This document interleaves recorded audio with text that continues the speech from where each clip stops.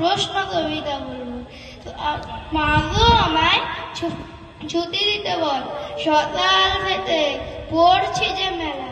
এখন আমি তোমার ঘরে বসে মাগো করবো শুধু পড়া পড়া খেলা। তুমি বলছো দুপুর এখন সবে, না হয় যেন সত্যি হলো তাই।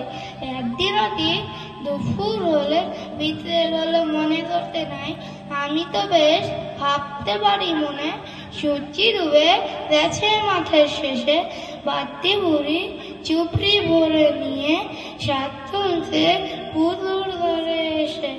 আদার হলো মাদার গাছের তলায়, কালি হয়ে এলো দিদির জল।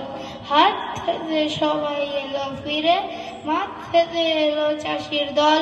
মনে করো না উঠলো সাজের তারা, মনে করো না সন্ধ্যা হলো যেন।